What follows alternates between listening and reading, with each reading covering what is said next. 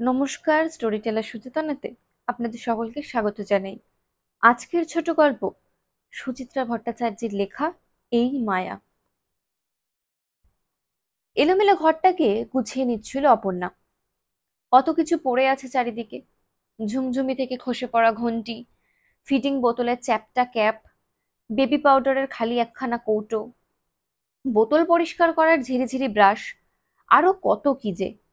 শেষ মুহূর্তে দোনোমনো করে কিছু জিনিস রেখে গেছে মিমি। গোটা কয়েক তোয়ালে, ন্যাপি, ফোম লাগানো মোটা প্লাস্টিক, বেশ কিছু কাঁথা, পরে আবার এলে কাজে লাগবে। খাটের বাজু থেকে কাঁথাগুলো তুলে ভাঁজ করলো অপর্ণা, আলমারি খুলে তুলে রাখলো তাকে। মেঝেতে পড়ে থাকা তুচ্ছ জিনিসগুলো কুড়োলো একটা একটা করে, ওয়েস্ট পেপারের বাস্কেটে ফেলতে গিয়েও কি ভেবে রেখে দিল ওয়ার্ড্রপের মাথায়। আর চোখে একবার দেখে নিল আর্যকে। চোখে হাত চাপা দিয়ে আর্য ইজি চেয়ারে আধা শোয়া, কি যেন চিন্তা করছে। অপর্ণা গলাটাকে খানিক তরল করে বলল, হলো কি তোমার? একেবারে মন্দ মেরে গেলে যে। আর্য চোখ থেকে হাত সরালো না, শরীরটা সামান্য নড়ল শুধু। কি ভাবছো তখন থেকে? কিছু না। মন খারাপ? মন খারাপ হবে কেন, এমনি। অপর্ণা মুচকি হাসল।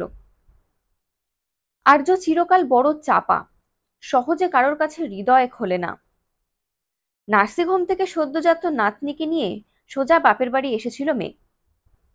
ঠিক প্রায় 4 মাস। একটুক্ষণ আগেই ফিরে গেছে শ্বশুরবাড়ি। এ সময় মন খারাপ হতেই পারে,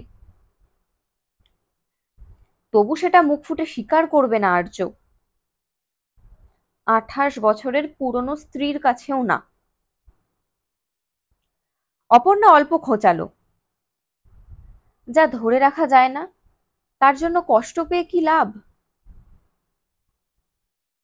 এতক্ষণে চোখ খুলেছে আর্য। ইজি চেয়ারের হাতল থেকে চশমা খুলে নিয়ে পড়ল। বসেছে টান টান। কষ্ট পাবো কেন? শুধু ওদের আক্কেলের কথা ভাবছিলাম। কিরকম? পৌঁছে এখন একটা ফোন করলো না। করবে, এত ব্যস্ত হবার কি আছে, এতদিন পর গেল। হয়তো কত লোক এসেছে, কত হইচই। বাহ, চিন্তা হয় না? অতটুকু একটা বাচ্চাকে নিয়ে এতটা পথ গেল, চারিদিকে ভিড় জ্যাম। যাদবপুর থেকে সল্টলেক এমন কিছু দূর নয়।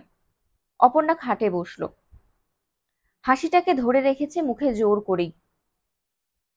বলল, ভিড় জ্যাম কিছুই পড়বে না, বাইপাস দিয়ে হু হু করে ট্যাক্সি চলে যাবে।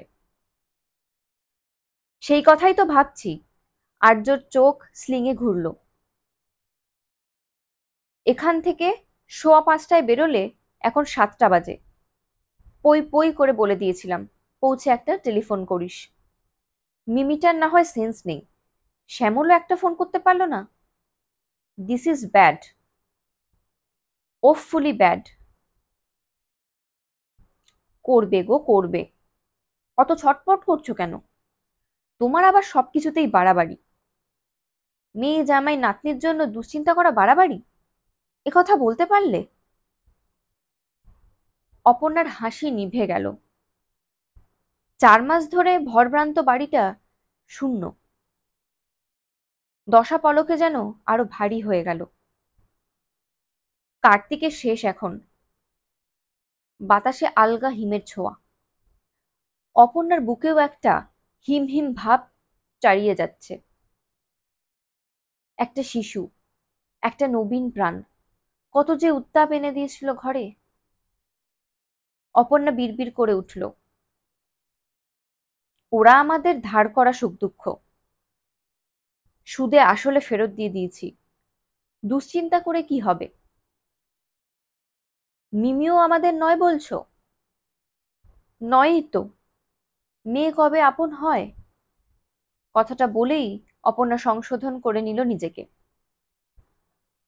ছেলে থাকলেও অবশ্য কিছু আপন হতো না,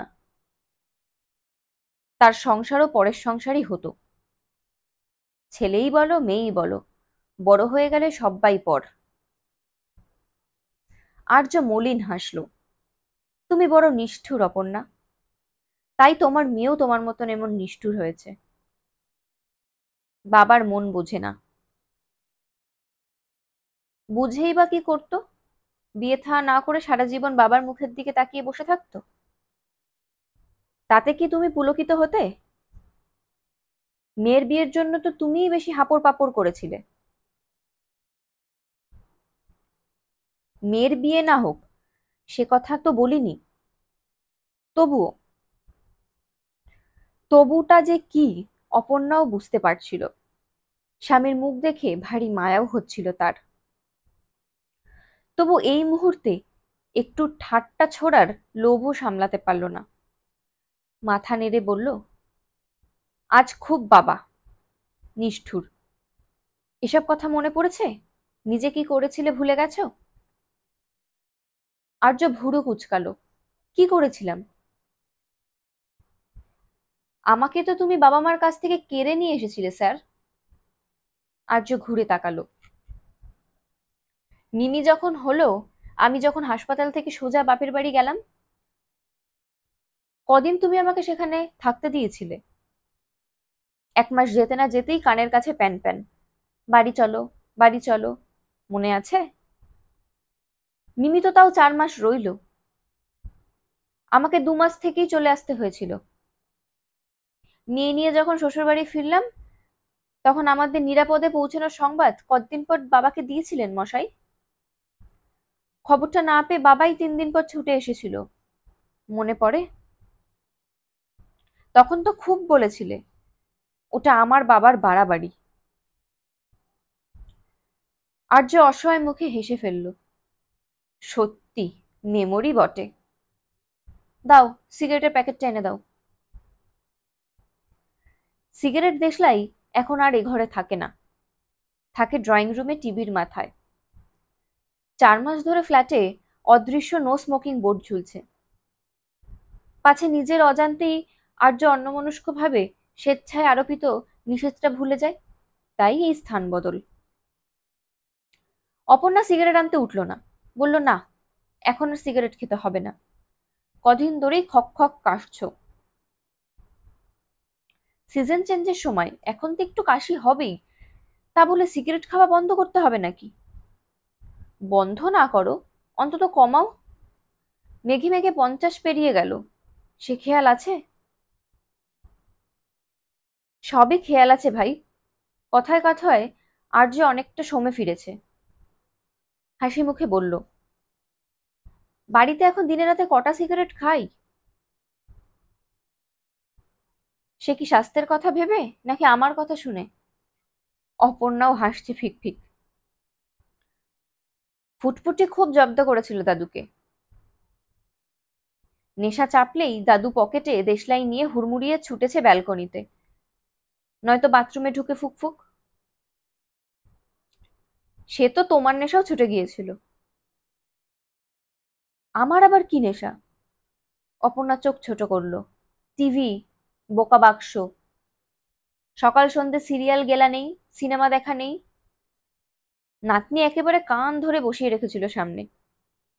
আর তুমি, তুমি কি করতে? এমনিই তো রাত 11টার মধ্যে বাবুর বিছানা চাই। নাতনি পেয়ে ঘুমটুম ভ্যানিশ। মাঝরাত অব্দি রায়চৌধুরী সাহেব নাতনির হাত পা ছোড়া দেখছে।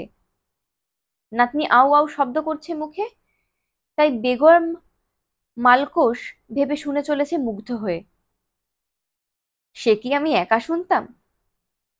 আর্যর হাসিতে একটা ছায়া পড়ল। মেয়েটার চিৎকার এখনো কানে বাজছে। কি অদ্ভুত একটা উচ্ছ্বাস ধ্বনি বার করতো মুখ থেকে, তাই না? আর ওই ভুবন ভোলানো হাসি। দিব্যি কেমন ছোট ছোট চোখে খিলখিল হাসতো। শুধু রাত জেগে কেন, ঘুমই আসতো না। মাঝে মাঝেই ছোট ছোট ঠোঁট ফুলিয়ে ফুলিয়ে উঠছে। কেমন 3 মাসের মাথায় উপুর হতে শিখে গেল বলো? মিনুও এত তাড়াতাড়ি উল্টোয়নি। দেখে নিও, ও মেয়ে হামা টানবেও তাড়াতাড়ি। আর বড় জোর 2 মাস। ঝনঝন ফোন বাজছে ড্রয়িং রুমে। কেঁপে গেল স্বামী স্ত্রী, ছিঁড়ে গেল কথার মায়াজাল। হনহনিয়ে ড্রয়িং রুমে চলে এলো আর্য। উচ্ছ্বাসিত মুখে রিসিভার তুলেই নিয়ে গেল। নিতান্তই কেজো ফোন একটা, অফিস কলিগের। দরকারি কথা শেষ করে সোফায় গিয়ে সিগারেট ধরালো আর্য। সেন্টার টেবিলে পা তুলে দিল। অনেকদিন পর মুক্তভাবে সিগারেট খেতে পাচ্ছে ফ্ল্যাটে। তবুও যেন ঠিক তৃপ্তি হচ্ছে না। কেমন বিস্বাদ লাগছে ধোঁয়াটা। একটা ছোট্ট শিশু থাকা আর না থাকার এত তফাৎ। এতক্ষণ টেলিফোনের সামনে স্থির হয়ে দাঁড়িয়েছিল অপর্ণা। এবার রান্নাঘরের দিকে যাচ্ছে। দরজায় দাঁড়ালো, উদাস গলায় বলল, চা খাবে? করো। সঙ্গে টোস্ট ফোস্ট দেব? না, তাড়াতাড়ি খেয়ে নেব। বলেই একটু গলা ওঠালো আর্য। তুমি ঠিকই বলেছ, ওসব মায়া টায়া কোনো কাজের কথা নয়। All vague things. হাতে অনেক কাজ জমেছে, এবার শেষ করে ফেলতে হবে। কালই রাজমিস্ত্রির সঙ্গে কথা বলছি, তাড়াতাড়ি চুনকাম করে দিয়ে যাক। আর তুমি ফার্নিচারগুলো পলিশ করার কথা বলছিলে না, সেগুলো এই শীতেই। অপর্ণা স্বামীকে দেখছিল, নিচু গলায় বলল, আমি একটা অন্য কথা ভাবছিলাম। কি? চলো না দুজনে কোথাও একটু বেরিয়ে আসি, অন্তত দিন সাতেকের জন্য। চলো। কোথায় যাবে? দীঘা, পুরী, গোপালপুর? বলে উঠেই টিভিটা চালিয়ে দিল আর্য। ঘুরিয়ে ঘুরিয়ে একটা খেলার চ্যানেল বার করলো। 22টা সাহেব লাথি মারছে ফুটবলে, এক দৃশ্যে দেখছে আর্য শূন্য চোখে। রান্নাঘরে গ্যাসে জল চড়িয়েছে অপর্ণা। 2 কাপ মেপে মেপে দুধ দিল, চিনি দিল, শূন্য চোখে। 9:30টার মধ্যে আজ রাতের খাবার শেষ। তখনও পর্যন্ত ফোনটা এলো না। গুনে গুনে 2টো রুটি খুঁটছে অর্য। অপর্ণাও চুপ। 4 মাস ধরে ঘরের প্রত্যেকটি বায়ুকণায় ছড়িয়েছিল শিশুটা। বড় বেশি ঘ্রাণ ছড়িয়েছে ঘরে, তীব্র মায়াময়। রান্নাঘরের বাসনকোসন গুছিয়ে ড্রয়িং রুমে এসে অবাক হয়ে বসে অপর্ণা। আর্য নেই। এত তাড়াতাড়ি শুয়ে পড়লো নাকি মানুষটা? শোয়ার ঘরের দরজায় এসে বিস্ময় আরো বেড়ে গেল। আলমারি থেকে পুরোনো অ্যালবাম বার করেছে আর্য। উল্টে পাল্টে দেখছে পাতা, ধীরে, অতি ধীরে। কি দেখছো? মিমির ছবি। হঠাৎ মিমির ছবি দেখতে বসলে? দেখছি। আর্য ছোট্ট শ্বাস ফেলল। দেখছে কি সময় তাড়াতাড়ি চলে যায়। এই তো সেদিন জন্মালো। দেখো কেমন গামলায় চান করছে। উত্তরের জানলা দুটো বন্ধ করে এসে আবার দাঁড়ালো অপর্ণা। দেখলো ছবিটাকে। 3 মাসের মিমিকে স্নান করাচ্ছে মাসি। ড্যাব ড্যাব করে তাকিয়ে আছে মিমি। খালি গা, গোল গোল নাদুস নুদুস চেহারা, মাথায় পাতলা পাতলা কয়েক গাছি চুল। আর্য পাতা উল্টালো। এই ছবিটা দেখো, অন্নপ্রাশনের। হুম। অপর্ণা আনমনে বলে ফেললো, বর্দা খাওয়াচ্ছে। তখন খুব ঘুম পেয়েছিল মিমির, খুব কাঁদছিল সেদিন। চোখ দেখেছো মেয়ের? তখনই কেমন তেড়িয়ে তাকাতো। ফুটফুটির চোখও আরো ঘোরে। মিমিকে এক হাতে কিনে আরেক হাতে বেঁচে আসবে। হুম। আর নাতনির কথা নয়। আর্য আলগা ধমক দিল, ছবি দেখছো, ছবি দেখো। যা আমাদের নয় তাই নিয়ে নো মোর মায়া। অপর্ণা হাসি চাপল। যাকে এখন দেখছে আর্য, সেই বা কার? 2 বছরের মিমি, 5 বছরের মিমি, বাবা মার সঙ্গে কাশ্মীর বেড়াতে গিয়ে 10 বছরের মিমি, সালোয়ার কামিজ পরা মিমি, জিন্স টি শার্ট পরা মিমি, পেঁয়াজ রঙা বেনারসি পরা মিমি, মাথায় বেনারসির ওড়না, কপালে চন্দন, স্মৃতি ভরা জলজলে সিঁদুর, শ্যামলের সঙ্গে কুলু মানালিতে হানিমুনে যাওয়া মিমি। এই মিমির মিছিলে কোন মিমিটাই বা আর্যর? কথা বলতে গিয়ে অপর্ণার গলা দুলে গেল। মিমি প্রথমবার শ্বশুরবাড়ি চলে যাবার পর বাড়িটা এমনই ফাঁকা হয়ে গিয়েছিল, তাই না গো? হুম। আর্য উদাস, আচমকা। সবসময় মনে হতো বাড়িটা যেন গিলে খেতে আসছে। তুমি বাপু বড্ড বেশি মেয়ে মেয়ে করতে, তাই জন্য কষ্টও পেয়েছো বেশি। কষ্ট তো সহ্যও হয়ে গেল। মাস চারেক পর খাটে বসে সিগারেট ধরিয়েছে আর্য। আঙুল যেন তার কাঁপছে অল্প অল্প। অপর্ণাও একদম নিচু গলায় বলল, সময় সবকিছুই সহ্য করতে শিখিয়ে দেয় গো। আর্য হাসার চেষ্টা করলো। নাতনির বিরহও ভুলে যাব বলছো? এই দেখো, তুমি কিন্তু আবার নাতনির কথা তুললে। সরি, এসো পুরনো ছবিগুলোই দেখি। অপর্ণার আর ছবির দিকে তাকাতে ইচ্ছা করছিল না। কেমন যেন মনে হচ্ছিল ছবিতে মোটেই মেয়েকে দেখছে না আর্য, মেয়ের মধ্যে দিয়ে নাতনিকে খুঁজতে চাইছে তার স্বামী। অথবা মেয়ে নাতনি কাউকেই নয়, প্রিয়জনদের মধ্যে নিজেকেই খোঁজে মানুষ। নাতনিকে দেখতে দেখতে কি মেয়েকে খুঁজতো আর্য? তবে কি মিমি আবার সেই ছোট্ট হয়ে ফিরে এসেছিল? অপর্ণার মনেও মাঝে মাঝে একরকম এক ধন্ধ জাগত বটে। পাশেই হাস্যমুখী গিন্নিবান্নি মেয়েকে সশরীরে দেখত, ভেঙে যেত বিব্রত। আর্যর ভ্রান্তিটুকুও বুঝি কাটাতে চাইল অপর্ণা, অথবা পরখ করতে চাইল আর্যকে।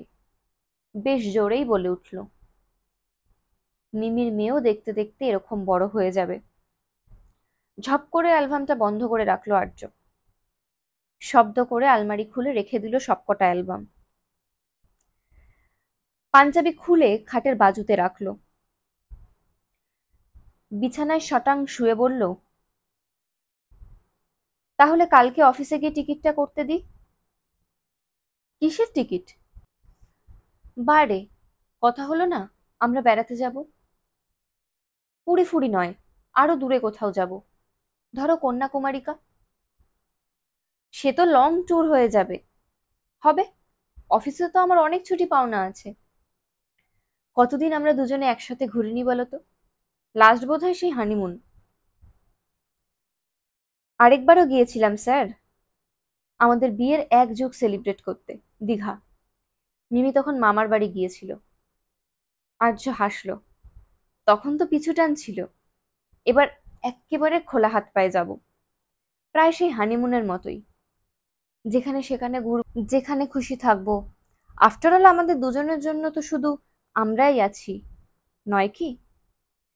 উচ্ছ্বাসের আড়ালে আর্য নিজেকে গোপন করতে চাইছে।